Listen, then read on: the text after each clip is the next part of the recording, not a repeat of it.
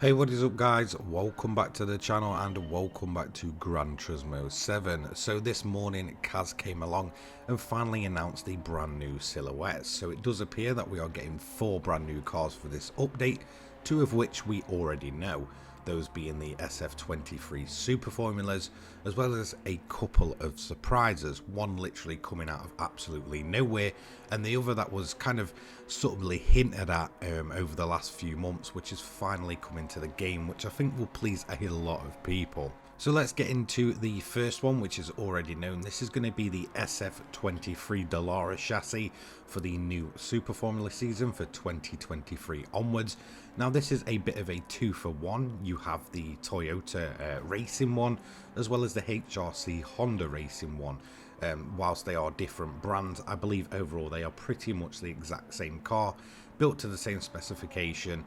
We did know about these, I believe, about a month prior. I think it was the end of March with the previous update that we got these two announced. They've obviously been around for quite a while in terms of, you know, kind of having hints that they're coming to the game, and, you know, then obviously being fully announced by Polyphony themselves.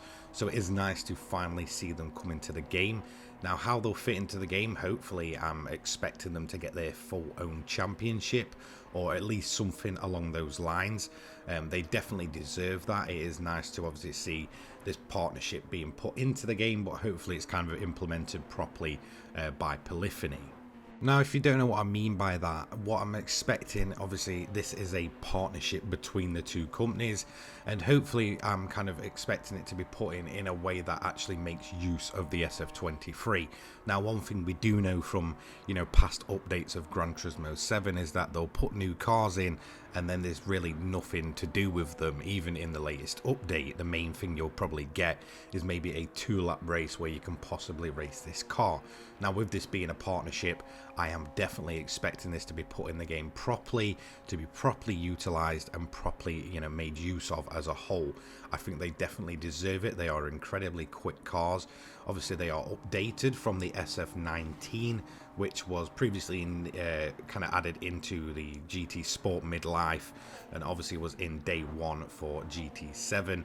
It is currently also the fastest car for my car reviews and my hot laps, so it'll be interesting to see how the SF23 kind of goes up against the SF19. Obviously the new Super Formula season has started, so it kind of coexists with that, which I definitely hope they make use of this license and get some of those tracks that obviously aren't already in the game that the Super Formulas run on, and hopefully they kind of get those in the game as well. Now, it is obviously unknown at this point if there will be a, you know, new track added with this update. I think if we don't get it this update, I would assume that we'll probably get something like maybe Motegi or something in the future. Obviously the Super Formulas do run some championships at kind of tracks that aren't currently present. Obviously this series mainly features in Asia or Japan, so definitely there is a lot of potential there with that license, and in my opinion this is a great addition to the game. So hopefully it gets treated with the respect it deserves by Polyphony and Co. So now let's move on to the next car of the update, and this one is a bit of a surprising one in my opinion. I'd not heard anything about this car coming. However, it does mean that we are finally getting a brand new up-to-date GT3 car, or Group 3 should I say. The next new car coming to Gran Turismo 7, well, it's this. The AMG GT3 Evo. Definitely you can tell it is this from the silhouette that Kaz put up. It is the second to last car, so if we're going from right to left, you've obviously got the 2 Super Formulas, you've got the AMG GT3 Evo, and then you've got the last car that I'm going to talk about. So this means we are finally getting the up-to-date GT3 car. This is a great addition to the game. This is something that Gran Turismo 7 has needed for the longest time. Obviously, with the way they implement cars, it's going to take a lot of time to get some more up-to-date GT3 and maybe GT1 models and such like that. But I mean, not GT1, sorry, Group 1. Obviously, if those come down the line, obviously they've got the IMSA license and such. But yes, the AMG GT3 Evo is definitely coming to the game. You can tell by all the vents and stuff, if you kind of brighten up the image, that it is the AMG GT3 Evo. This is the one that kind of replaced the, I guess, current car that we have in the game. Obviously it's more up to date, it looks more aggressive at the front. I'd certainly say that grille is definitely kind of in your face, but for me the Evo is definitely the better looking of the two. It'll be interesting to see how it works in terms of BOP and such. If you remember when we got the updated GTR Group 3, we got the facelift model. I know it was kind of controversial at the time and people were saying we've already got that car, but let's be honest, it was a 2013 model that was definitely needed. In terms of an update, we obviously got that, and that one ended up being much slower, I believe overall on BOP than the 2013 model, which was rather quite bizarre. You'd expect it to kind of perform better considering it was a post-launch car and it was a more up-to-date version. Hopefully we don't have the same situation with the AMG GT3 Evo. Hopefully it performs as you'd hope it would, so I'm kind of fingers crossed for that one. Personally, I think this is a great addition. It does show that they can get more up-to-date Group 3 or, you know, current GT3 rostered cars in the game. Hopefully we see that with the likes of obviously Ferrari and such going forward, especially that Ferrari that is massively outdated at this point. Again, I think that is another car that's kind of stuck in 2013, which kind of makes it a decade old at this point. So certainly we do need to see that roster of cars get updated, and whilst it's been quite slow so far, we've obviously had the GTR updated and now we're getting the AMG updated.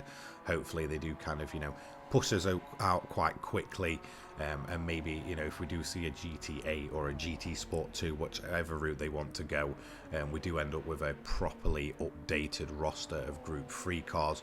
I don't expect everything to get updated in Gran Turismo 7 over its lifetime, but certainly going forward, hopefully this means that they are working on more up-to-date Group 3 or GT3 cars, and we see more of them implemented over time. So the AMG GT3 Evo is coming, and in my opinion this is a massively welcome addition.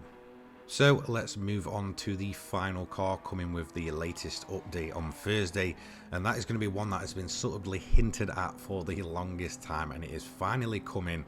I believe it was also in the leaked car notes. I think this is going to be quite popular with a lot of people, the Jaguar XJ220. So in my opinion, this car really doesn't need any introduction. The amount of people that have asked for this car over the, well, probably since the game's launch, and when I really kind of started doing YouTube, I have absolutely lost count of you guys that were asking for this car, myself included.